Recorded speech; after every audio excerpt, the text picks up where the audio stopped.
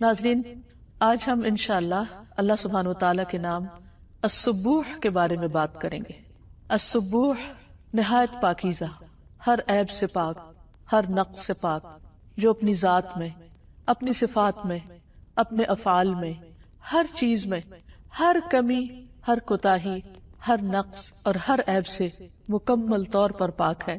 وہ جس کی تسبیح زمین و آسمان کی ہر چیز کر رہی ہے۔ سبوح کا لفظ مبالغے کا صیغہ ہے، یعنی وہ جو نہایت پاکیزہ ہے، جس کی بہت کثرت کے ساتھ تسبیح بیان کی جاتی ہے۔ جب ایک بندہ سبحان اللہ کہتا ہے تو وہ اللہ سبحانہ وتعالیٰ کی پاکی بیان کرتا ہے۔ کس چیز سے پاکی بیان کرتا ہے؟ کہ اللہ سبحانہ وتعالیٰ کی جتنی بھی صفات ہیں ان میں کسی بھی قسم کی کوئی کمی اور کوئی نقص نہیں، اور اس کے اندر کوئی ایسی صفت بھی نہیں جو کمی کوتاہی پر مبنی ہو یا جس میں کوئی نقص ہو۔ مثلا اللہ سبحانہ وتعالی اس پر نیند نہیں آتی اور نہ ہی اونگ آتی ہے، لا تأخذہ سنۃ ولا نوم۔ پھر اسی طرح قرآن مجید میں آتا ہے وتوکل علی الحی الذی لا یموت، اور توکل کرو، بھروسہ کرو اس زندہ ہستی پر جو کبھی نہیں مرے گی، یعنی اللہ سبحانہ وتعالی کے لیے موت ہے ہی نہیں۔ کل من علیہا فان، ہر چیز فنا ہونے والی ہے۔ وَيَبْقَى وَجْهُ رَبِّكَ ذُو الْجَلَالِ وَالْإِكْرَامِ، اور باقی رہے گا تیرے رب کا چہرہ جو جلال و اکرام والا ہے۔ اسی طرح اس کے کمال میں بھی کوئی نقص نہیں۔ اللہ سبحانہ وتعالی نے جو بھی چیزیں پیدا کی وہ مکمل طور پر پیدا کی، اور ان کو پیدا کرنے کے بعد وہ تھکا نہیں۔ قرآن مجید میں آتا ہے وَلَقَدْ خَلَقْنَا السَّمَاوَاتِ وَالْأَرْضَ وَمَا بَيْنَهُمَا فِي سِتَّةِ أَيَّامٍ وَمَا مَسَّنَا مِن لُغُوبٍ، اور بلا شبہ یقیناً ہم نے آسمانوں اور زمین کو اور جو کچھ ان کے درمیان میں ہے 6 دنوں میں پیدا کیا، اور ہمیں کسی قسم کی کوئی تھکاوٹ لاحق نہیں ہوئی، یعنی اللہ سبحانہ وتعالیٰ کے اندر کسی قسم کی کوئی کمزوری نہیں، تھکاوٹ نے چھوا تک نہیں اس کو۔ پھر اسی طرح وہ پاک ہے مخلوق کی مشابہت سے، کیونکہ وہ الہ ہے، معبود ہے، رب ہے، مقدس ہے، منزہ ہے، اور اس کے کمال میں کسی قسم کی کوئی کمی نہیں، اس لیے وہ کسی بھی طرح مخلوق کی طرح نہیں۔ لیس کمثلہ شیء وہو السمیع البصیر، کوئی چیز اس کی طرح نہیں اور وہ سننے والا، دیکھنے والا ہے۔ کیونکہ اگر کوئی چیز کسی بھی طرح سے اس جیسی ہو تو پھر وہ اس کی ذات میں یا صفات میں شریک ہو جاتی ہے۔ اس لیے اللہ سبحانہ وتعالیٰ کے سوا کوئی بھی جو ہے، خواہ وہ کوئی انسان ہے، خواہ وہ فرشتہ ہے، خواہ وہ دیگر مخلوقات ہیں، ان سب کے اندر کوئی نہ کوئی کمی پائی جاتی۔ اور سب سے بڑی بات تو یہ کہ ان میں سے کوئی بھی ازل سے ابد تک نہیں، ہر ایک پر فنا ہے۔ اس لیے اللہ سبحانہ وتعالی اپنے ناموں میں، اپنی صفات میں، اپنی ذات میں، اپنے کمالات میں ہر طرح کے عیب اور نقص اور کمی سے مکمل طور پر پاک ہے۔ رسول اللہ صلی اللہ علیہ وسلم اللہ تعالیٰ کا یہ نام اپنے رکوع اور سجود میں لیا کرتے تھے۔ آپ کی تسبیحات میں یہ تسبیح شامل تھی جسے صحیح مسلم نے ذکر کیا ہے، سبوح قدوس رب الملائکۃ والروح۔ سبوح، قدوس، بہت پاکیزہ، نہایت پاکیزہ، ہر عیب سے پاک، جو رب ہے تمام ملائکہ کا اور روح کا، جبریل امین کا۔ پھر یہ ہے کہ اللہ سبحانہ تعالیٰ کا یہ ذاتی اور صفاتی نام ہے، یعنی سبوح، جو اس کی ذات پر بھی دلالت کرتا ہے اور اس کی صفات پر بھی۔ اللہ سبحانہ تعالیٰ فرماتے فسبحان الذی بیدہ ملکوت کل شیء والیہ ترجعون، سو پاک ہے وہ کہ اسی کے ہاتھ میں ہے ہر چیز کی مکمل بادشاہت اور اسی کی طرف تم لوٹائے جاؤ گے۔ ایک اور جگہ پر فرمایا فسبحان اللہ حین تمسون وحین تصبحون، پس اللہ کی تسبیح ہے جب تم شام کرو اور جب تم صبح کرتے ہو۔ پھر اللہ سبحانہ تعالیٰ بندوں کے لیے بیان کیے گئے اوصاف سے بھی پاک ہے، یعنی اللہ تعالیٰ نے اپنے آپ کو منزہ اور پاک بیان کیا ہے ان صفات سے جو بندے اس کے لیے بیان کرتے ہیں۔ اللہ تعالیٰ فرماتے ہیں سبحان ربک رب العزت عما یصفون وسلام علی المرسلین، پاک ہے تیرا رب، عزت کا رب، ان باتوں سے جو وہ بیان کرتے ہیں۔ یعنی بعض اوقات بندے جب اللہ سبحانہ تعالیٰ کے بارے میں بات کرتے ہیں یا اس کے بارے میں گمان رکھتے ہیں جو اس کی ذات کو زیبا نہیں، تو اللہ سبحانہ وتعالیٰ اس سے بھی ابو ہے، مبرہ ہے، پاک ہے، یعنی بندے اپنی عقل کی کوتاہی کی وجہ سے، کم ناسمجھی کی وجہ سے، کم فہمی کی وجہ سے بعض اوقات اللہ سبحانہ و تعالیٰ کا مقام پہچانتے نہیں، اس لیے اس کے بارے میں اظہار خیال کرتے وقت بھی احتیاط نہیں برتتے. بعض اوقات دوسروں کو اس جیسا بتانے لگتے ہیں، بعض اوقات دوسروں کو اس سے آگے رکھ لیتے ہیں، بعض اوقات اسے کسی چیز سے تشبیہ دینے لگتے ہیں. تو اللہ سبحانہ و تعالیٰ ان تمام چیزوں سے پاک ہے، اور بندوں کی باتوں اور بندوں کے وہ وصف جو کوتاہی پر مبنی ہے ان سب سے بھی پاک ہے، یعنی اس کی ذات کو کوئی بھی چیز نقصان نہیں دیتی. اور سلامتی ہو انبیاء پر، رسولوں پر. اسی طرح اللہ سبحانہ و تعالیٰ ان تمام ہستیوں کی شراکت سے بھی پاک ہے جن کو لوگ اس کا شریک قرار دیتے ہیں. ارشاد باری تعالیٰ ہے وَقَالُوا اتَّخَذَ اللَّهُ وَلَدًا سُبْحَانَهُ بَل لَّهُ مَا فِي السَّمَاوَاتِ وَالْأَرْضِ كُلٌّ لَّهُ قَانِتُونَ. اور انہوں نے کہا کہ اللہ نے کوئی اولاد بنا رکھی ہے، پاک ہے، بلکہ اسی کا ہے جو کچھ آسمانوں اور زمین میں ہے. یعنی اللہ سبحانہ و تعالیٰ کو کسی بیٹے کی، بیوی کی ضرورت ہی نہیں ہے، اسے کسی سہارے کی ضرورت ہی نہیں ہے. اس لیے لوگوں کا یہ کہنا بھی اس کی شان کے لائق نہیں، کیونکہ وہ ان سب سے بالا و بلند، اعلیٰ و عرفہ ہے، اور اسے کسی کی ضرورت بھی کیوں ہو. اس لیے کہ زمین و آسمان میں جو کچھ ہے سب اسی کا ہے، اور سب اس کے آگے جھکا ہوا ہے، اس کا فرما بردار ہے. ایک اور جگہ پر فرمایا سبحان رب السماوات والارض رب العرش عما یصفون.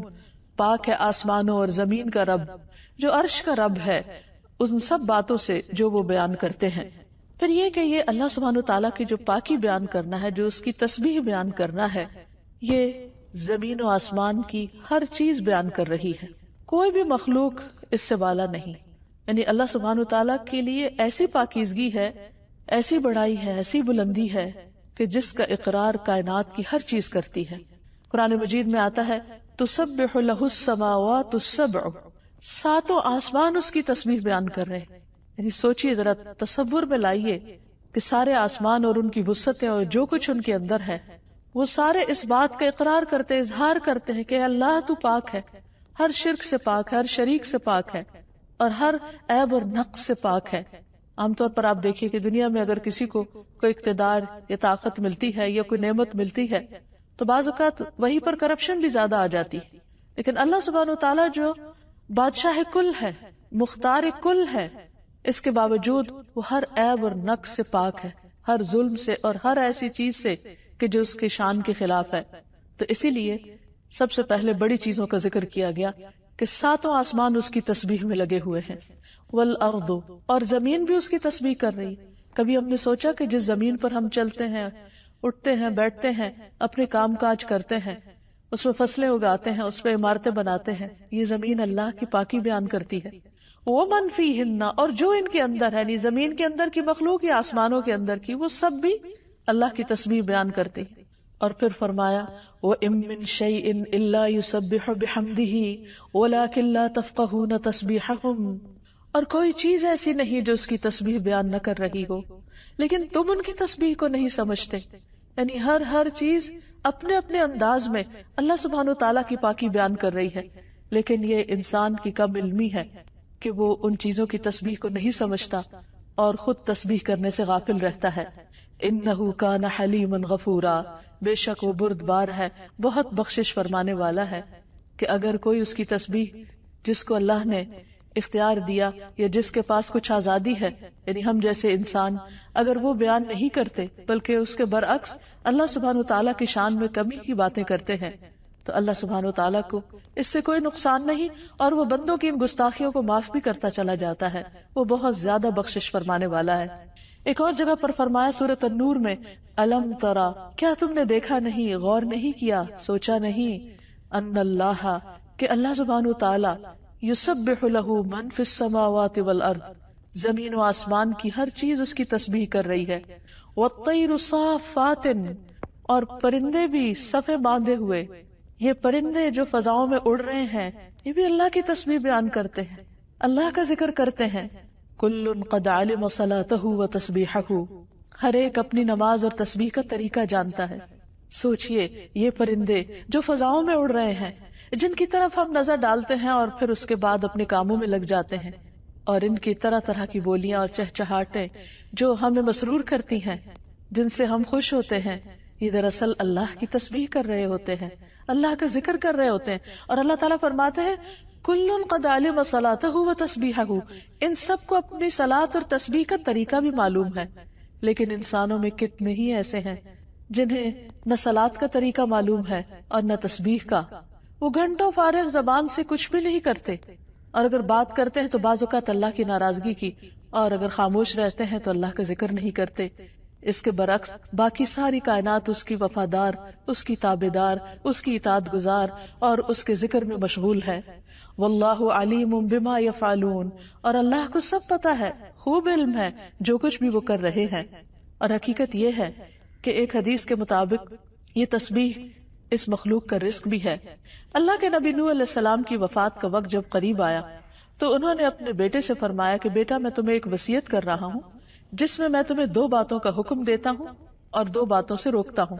حکم اس بات کا دیتا ہوں کہ لا الہ الا اللہ کا اقرار کرتے رہنا، کیونکہ اگر 7 آسمان اور 7 زمینیں ترازو کے ایک پلڑے میں رکھ دی جائیں اور دوسرے پلڑے میں لا الہ الا اللہ رکھ دیا جائے تو لا الہ الا اللہ کا پلڑا جھک جائے.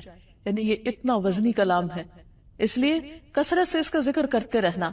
اور دوسرے سبحان اللہ و بحمدہ کا ذکر کرتے رہنا. یہ ہر چیز کی نماز ہے، اس کے ذریعے مخلوق کو رزق ملتا ہے.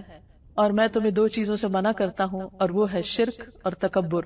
تو گویا کرنے کے جو دونوں کام انہوں نے بتائے وہ دونوں ہی ذکر پر مبنی ہیں، اور ان میں سے خاص طور پر سبحان اللہ و بحمدہ کو مخلوق کا رزق اور اس کی نماز بتایا.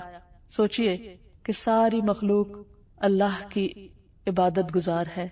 جب بندے اللہ کی عبادت نہیں کرتے تو اللہ سبحانہ و تعالیٰ کو بندوں کی پھر کیا پرواہ.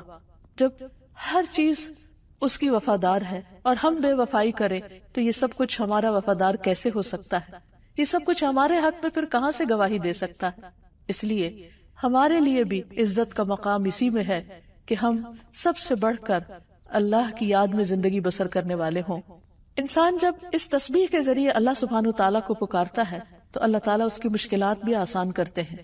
جیسا کہ ہم دیکھتے ہیں کہ یونس علیہ السلام جب انہوں نے اس تسبیح کے ساتھ اللہ تعالیٰ کو پکارا تو اللہ تعالیٰ نے انہیں مچھلی کے پیٹ سے آزاد کیا. ارشاد باری تعالیٰ ہے کہ وَظَنُّونِ إِذْ ذَهَبَ مُغَاضِبًا فَظَنَّ أَن لَّن نَّقْدِرَ عَلَيْهِ فَنَادَى فِي الظُّلُمَاتِ أَن لَّا إِلَٰهَ إِلَّا أَنتَ سُبْحَانَكَ إِنِّي كُنتُ مِنَ الظَّالِمِينَ فَاسْتَجَبْنَا لَهُ وَنَجَّيْنَاهُ مِنَ الْغَمِّ وَكَذَلِكَ نُنجِي الْمُؤْمِنِينَ. اور مچھلی والے یونس کو بھی علیہ السلام ہم نے اپنی رحمت میں داخل کیا. جب وہ غصے سے بھرے ہوئے بستی چھوڑ کر چلے گئے انہیں یہ گمان تھا کہ ہم ان پر گرفت نہ کر سکیں گے. پھر انہوں نے اندھیروں میں پکارا لا الہ الا انت سبحانک انی کنت من الظالمین. تیرے سوا کوئی الہ نہیں، تو پاک ہے، میں ظالموں میں سے تھا. تو ہم نے اس کی دعا کو قبول کر لیا اور انہیں اس غم سے نجات دی، اور ہم اسی طرح ایمان رکھنے والوں کو نجات دیتے ہیں. نبی صلی اللہ علیہ وسلم نے فرمایا لم يدع فيها رجل مسلم في شيء قط الا استجاب اللہ له، کہ کسی بندے نے کبھی اس دعا کے ساتھ اللہ کو نہیں پکارا مگر یہ کہ اللہ سبحانہ وتعالی نے اس کی دعا کو قبول کر لیا، یعنی اس کو اس کے غم سے نجات دی. تو اس میں بھی ایک طرف اللہ سبحانہ وتعالی کی وحدانیت کا ذکر ہے اور دوسری طرف اللہ سبحانہ وتعالی کی پاکی بیان کی گئی ہے. جب انسان اپنے گناہوں کا اعتراف کرتا ہے اور اپنی غلطی کو مان لیتا ہے تو اس کی یہ ادا اللہ سبحانہ وتعالی کو بہت پسند آتی ہے. حقیقت یہ ہے کہ یہ جملہ سب سے مشکل جملہ ہے جو کوئی انسان بولے کہ I was wrong، میں غلطی پر تھا، میرا قصور ہے، میری غلطی ہے. کیونکہ اس اعتراف میں انسان کی انا اڑے آتی ہے، اور شیطان انسان کو کبھی بھی اپنی غلطی کا اعتراف کرنے نہیں دیتا، کیونکہ اس نے اپنی غلطی کا اعتراف نہیں کیا اور اس پر وہ اڑ گیا. تو بندہ غلطی کرنے کے بعد جب اعتراف کرتا ہے اور اللہ کی حضور توبہ کرتا ہے تو اللہ سبحانہ وتعالی اس کی مشکلات آسان فرماتے ہیں. یہ تسبیح انسان کے جوڑوں کا بھی صدقہ ہے. ہر روز جب انسان صبح کرتا ہے تو اس کے 360 جوڑوں پر حدیث کے مطابق صدقہ واجب ہو جاتا ہے. تو آپ صلی اللہ علیہ وسلم نے فرمایا کل تسبیحۃ صدقہ، ہر دفعہ تسبیح کرنا، سبحان اللہ کہنا، اپنے ہی جسم کا صدقہ ادا کرنا ہے. پھر اسی طرح نماز میں بھی اس وصف سے اللہ سبحانہ وتعالیٰ کو پکارا جاتا ہے. نماز کے آغاز میں اللہ اکبر کہنے کے بعد جب ہاتھ باندھتے ہیں تو سب سے پہلے پڑھتے ہیں سبحانک اللہم و بحمدک، کہ اے اللہ تو پاک ہے اپنی تعریف کے ساتھ۔ اسی طرح نبی صلی اللہ علیہ وسلم رکوع اور سجدے میں کچھ دعائیں مانگا کرتے تھے، جس میں ایک ہے سبحانک اللہم ربنا و بحمدک اللہم اغفر لی، پاک ہے تو اے اللہ اپنی تعریف کے ساتھ، اے اللہ تو مجھے بخش دے۔ اسی طرح سوتے وقت کی دعاؤں میں بھی اللہ سبحانہ و تعالیٰ کی تسبیح ہے۔ اب جب اللہ سبحانہ و تعالیٰ کی تسبیح ساری مخلوق کر رہی ہے تو ہمارے لیے کیا لازم ہے، ہمیں کیا کرنا چاہیے؟ ہمیں بھی اللہ سبحانہ و تعالیٰ کی تسبیح کرنی چاہیے، اور تسبیح صرف زبانی نہیں، صرف ورد کے طور پر نہیں، صرف زبان کی ایکسرسائز نہیں، بلکہ اس کا معنی سمجھتے ہوئے، دل میں یہ یقین رکھتے ہوئے کہ اللہ سبحانہ و تعالیٰ ہر عیب سے پاک ہے، ہر غلط فیصلے سے پاک ہے۔ اب دیکھیں کہ عموماً ہمارا طرز عمل کیا ہوتا ہے۔ مثلاً اگر کوئی فوت ہو جاتا ہے تو ہم عام طور پر اللہ سبحانہ و تعالیٰ کے اس فیصلے کو قبول نہیں کرتے۔ کبھی ہم کہتے ہیں اس کے تو ابھی بچے بہت چھوٹے تھے، ابھی اس کو نہیں جانا چاہیے تھا۔ اگر اپنے پر کوئی مشکل آ جائے تو ہم سوچتے ہیں کہ وائی می، میرے ساتھ اللہ نے ایسا کیوں کر دیا، میرے ساتھ اچھا نہیں ہوا، اٹس ناٹ فیئر۔ ایسے بہت سے جملے ہیں جو ہم عام طور پر بغیر سوچے سمجھے بولتے چلے جاتے، لیکن یہ کبھی نہیں سوچتے کہ یہ دراصل ہم اللہ سبحانہ و تعالیٰ کی ذات کی تسبیح کے منافی کر رہے ہیں۔ اگر ہم یہ کہتے ہوں، اللہ تعالیٰ کو سبوح مانتے ہوں، ہر عیب سے پاک مانتے ہوں، تو اس کے فیصلوں کو بھی درست سمجھیں، کیونکہ اللہ سبحانہ و تعالیٰ اپنے بندوں کے لیے ہم سے زیادہ مہربان ہے۔ اس کو معلوم ہے کہ کس کو کب جانا چاہیے، اسے کب کس کو فوت کرنا ہے، کس شخص کو کتنا عرصہ دنیا میں رہنا چاہیے۔ اس کا ہر فیصلہ عدل پر مبنی ہے، اس کی ہر بات ہمارے بھلے میں ہے، لیکن ہمیں اس کا یقین نہیں۔ اسی لیے بعض اوقات ایک طرف ہم تسبیح بھی پڑھ رہے ہوتے ہیں، سبحان اللہ بھی کہہ رہے ہوتے ہیں، لیکن بے سوچے سمجھے، بے روح، اس کا مطلب جانے بغیر۔ اسی طرح بعض اوقات چھوٹی چھوٹی باتوں پر ہم شکوے شکایات کر رہے ہوتے ہیں، کمپلین کر رہے ہوتے ہیں۔ کبھی کہتے ہیں کہ یا اللہ اتنی گرمی کیوں، سردی آ جائے تو کہتے ہیں اتنی سردی کیوں، یہ کیوں بنایا، ایسا کیوں ہو گیا، ویسا کیوں ہو گیا، یہ نہیں ہونا چاہیے تھا۔ یعنی بہت سے لوگ ہر وقت اپنے ماحول سے شاکی رہتے ہیں، کبھی انہیں انسانوں سے شکوہ شکایت ہوتی ہے، کبھی انہیں اپنے ماحول سے ہوتی، کبھی ان کو اپنے آپ سے ہوتی، اور اس طرح وہ مسلسل ایک کرب میں رہتے، ایک تکلیف میں رہتے۔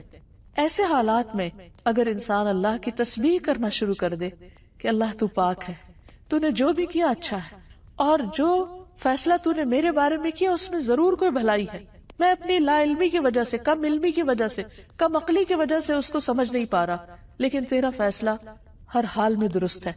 سبحان اللہ، سبحان اللہ، اللہ تو پاک ہے، اللہ تیرے فیصلے بے عیب ہیں، نقص اور کمی سے پاک ہیں، تیری رضا پر میں راضی ہوں۔ تو جب انسان سوچ سمجھ کر تسبیح ادا کرے گا تو اس کے دل سے وہ غم اور دکھ اور تکلیف اور پریشانی ختم ہونے لگے گی۔ ہم دیکھتے ہیں کہ ایک موقع پر حضرت فاطمہ رضی اللہ تعالیٰ عنہا کو جب یہ پتا چلا کہ نبی صلی اللہ علیہ وسلم کے پاس کچھ غلام آئے ہیں، وہ چونکہ گھر کے کام کاج کر کے تھک جاتی تھی، تو انہوں نے بھی اپنے ابا جان سے یہ مطالبہ کیا کہ مجھے بھی کوئی غلام دے دیا جائے۔ نبی صلی اللہ علیہ وسلم اس وقت گھر میں تشریف فرما نہیں تھے، آپ کا پیغام ان کو پہنچا دیا گیا۔ جب آپ واپس تشریف لائے تو پتہ چلا کہ حضرت فاطمہ نے غلام کا مطالبہ کیا۔ آپ صلی اللہ علیہ وسلم حضرت فاطمہ اور حضرت علی رضی اللہ تعالیٰ عنہما کے پاس خود تشریف لائے۔ اس حال میں کو دونوں لیٹ چکے تھے، آپ ان دونوں کے بیچ میں بیٹھ گئے اور ان سے بات چیت کرنے لگے اور فرمایا، کیا فاطمہ، کیا میں تجھے غلام سے بہتر چیز نہ عطا کروں؟ جب تم اپنے بستر پر آؤ تو 33 بار سبحان اللہ پڑھ لیا کرو، 33 بار الحمدللہ اور 34 بار اللہ اکبر پڑھ لیا کرو، اور یہ تسبیحات اس سے بہتر ہے کہ تمہیں غلام دیا جائے، یہ تمہاری ساری تھکاوٹ دور کر دیں گی۔ اور ایک حقیقت ہے کہ جب بھی انسان کسی رنج اور غم اور کرب میں ان تسبیحات فاطمہ کا ذکر کرتا ہے، ورد کرتا ہے، تو اللہ سبحانہ وتعالیٰ اس کے دکھ درد اور تکلیف کو دور فرماتے ہیں۔ پھر اسی طرح یہ ہے کہ اللہ سبحانہ وتعالیٰ نے ہمیں ویسے بھی کثرت کے ساتھ ذکر کا حکم دیا ہے۔ ارشاد باری تعالیٰ ہے، یا ایھا الذین آمنوا اذکروا اللہ ذکرا کثیرا، اے لوگو جو ایمان لائے ہو کثرت کے ساتھ اللہ کا ذکر کرو، وسبحوہ بکرۃ واصیلا، اور اس کی تسبیح کرتے رہو صبح بھی اور شام بھی۔ یعنی تسبیح کے لیے اگرچہ کوئی خاص وقت مقرر نہیں، کسی بھی وقت انسان کر سکتا ہے۔ جب بھی اس کے دل پر کوئی پریشانی ہو، کوئی چیز بادر کر رہی ہے، کسی چیز سے فرسٹریشن ہو رہی ہو، کوئی غم ہو، کوئی خوف ہو، کوئی تھکاوٹ ہو، کوئی کام رکا ہوا ہو، ان تمام مواقع پر انسان تسبیح کر سکتا ہے، لیکن یہاں پر خصوصی طور پر صبح اور شام تسبیح کا حکم ہے۔ رسول اللہ صلی اللہ علیہ وسلم خود کثرت کے ساتھ یہ کلمات سبحان اللہ و بحمدہ، استغفر اللہ و اتوب الیہ کثرت کے ساتھ پڑھا کرتے تھے، یعنی آپ خود بھی اللہ تعالیٰ کی پاکیزگی بیان کرتے رہتے۔ ایک مرتبہ آپ صبح گھر سے مسجد کی طرف تشریف لے گئے، اس حال میں کہ حضرت جویریہ اپنے مصلی پر بیٹھی ہوئی تھی اور وہ کچھ پڑھ رہی تھی۔ جب واپس تشریف لائے تو وہ اپنی جگہ پر ہی بیٹھی تھی۔ آپ نے فرمایا کیا تم اس وقت سے ذکر کر رہی ہو؟ میں جب سے تم سے جدا ہوا ہوں میں نے کچھ کلمات پڑھے ہیں جو اس سارے ذکر پر بھاری ہیں جو تم اب تک کرتی ہو اس سارے وقت میں۔ اور وہ کلمات کیا تھے؟ سبحان اللہ و بحمدہ عدد خلقہ ورضا نفسہ وزنۃ عرشہ ومداد کلماتہ۔ کس قدر یہ خوبصورت کلمات ہیں اور ان کا معنی کیا ہے؟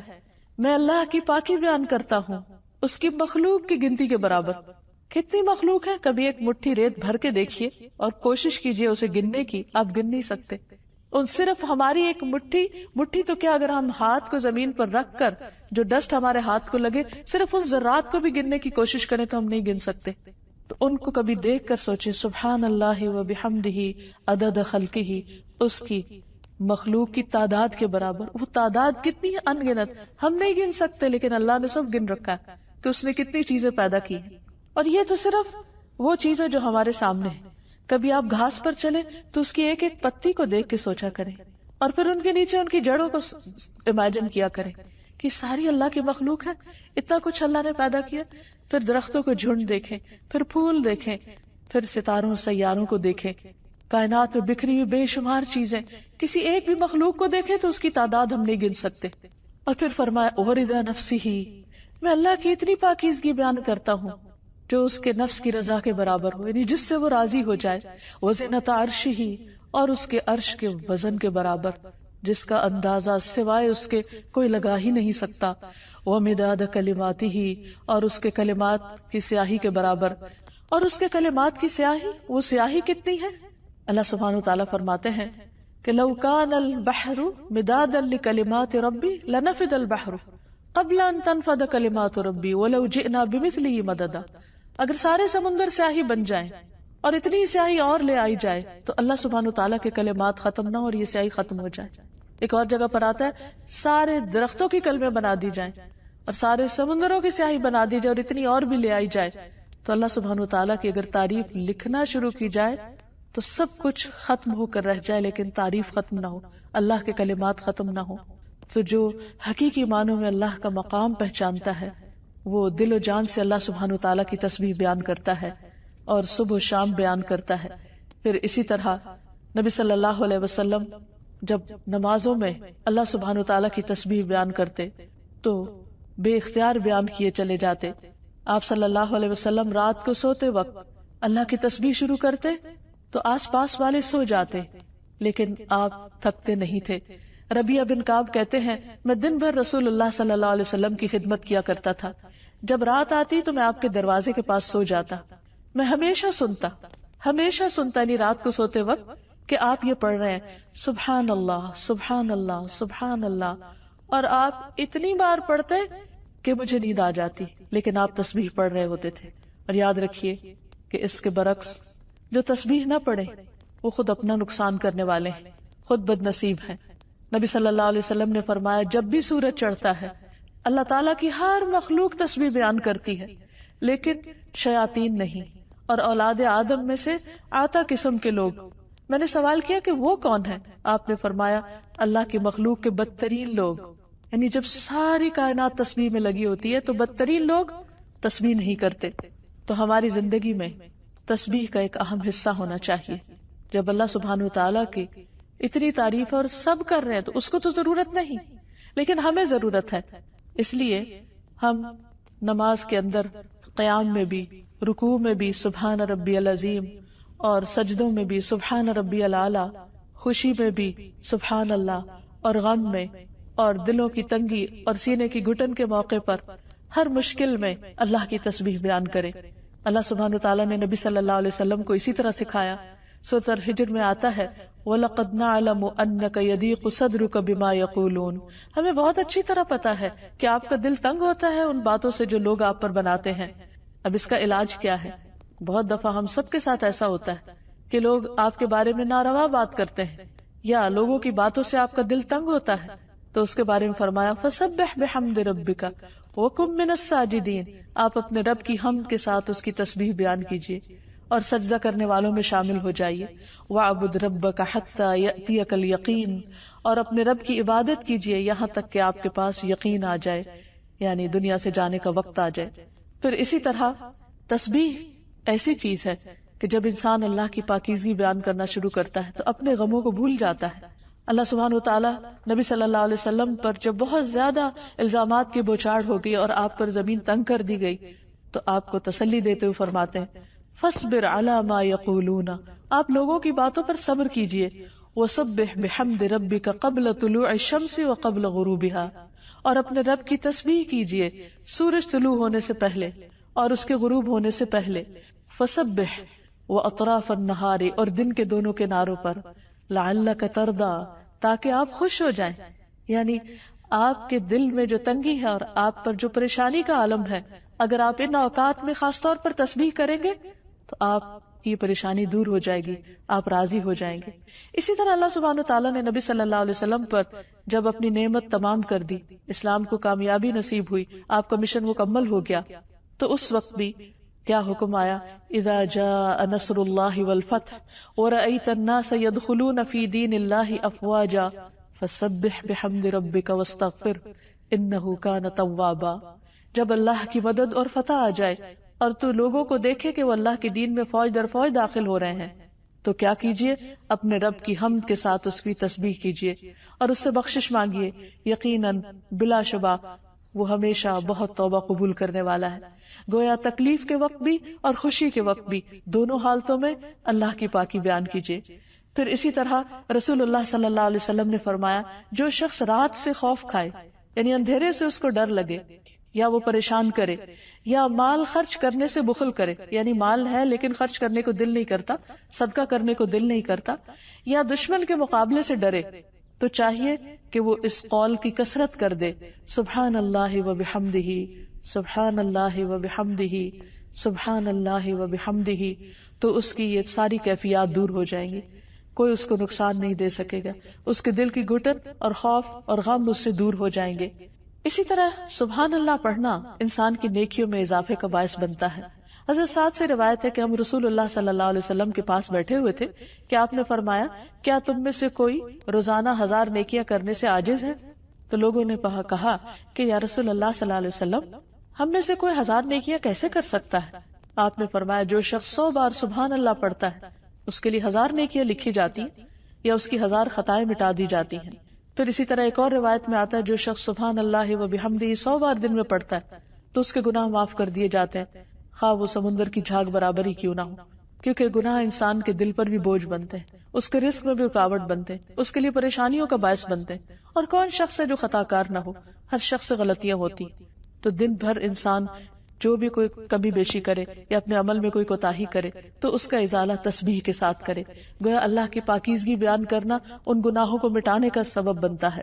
اور ویسے بھی اللہ سبحانہ و تعالیٰ کا یہ جو نام ہے سبوح، سبوح اس ذات کے لیے ہے جس کی حمد کے ساتھ تسبیح کی جائے، یعنی صرف پاکیزگی نہیں بیان کی جائے، تسبیح میں اگر دیکھا جائے، غور کیا جائے تو اس کا مطلب ہے کہ اللہ پاک، یعنی ہر کمی کوتاہی سے، اور ایسا نہیں کہ صرف کمی کوتاہی سے یا عیب اور نقص سے پاک ہے، بلکہ اس کی تعریف بھی، اس کے تمام خوبیاں کمال کی حد کو پہنچی ہوئی، اس لیے اس بنا پر اس کی تعریف بھی کی جائے گی۔ پھر اسی طرح جب تسبیح کی جاتی ہے اور ساتھ اس کے اللہ سبحانہ وتعالیٰ کی حمد کی جاتی، تعریف کی جاتی ہے، تو انسان اللہ کا قرب پاتا ہے۔ نبی صلی اللہ علیہ وسلم نے فرمایا تم لوگ اللہ کی عظمت کا جو ذکر کرتے ہو، یعنی تسبیح، تحلیل اور تحمید کے الفاظ کہتے ہو، وہ عرش کے ارد گرد چکر لگاتے ہیں، یعنی جب ہم بولتے ہیں تو وہ صرف ہم تک نہیں رہتا، یہ صرف فرشتے ہی نہیں لکھ لیتے بلکہ یہ عرش تک پہنچتے ہیں یہ کلمات، اور ان کی ایسی بنبناہٹ ہوتی ہے جیسے شہد کی مکھیوں کی بنبناہٹ ہوتی، یعنی ان کی باقاعدہ آواز ہوتی ہے، اور وہ اپنے کہنے والے کا اللہ کے ہاں ذکر کرتے ہیں، یعنی وہ اللہ سبحانہ وتعالیٰ کے سامنے اس کا ذکر کرتے ہیں، یعنی وہ کلمات ایک طرح سے سفارشی بن جاتے ہیں۔ فرمایا کیا تم نہیں چاہتے کہ تمہارا اللہ کے ہاں ذکر ہوتا رہے؟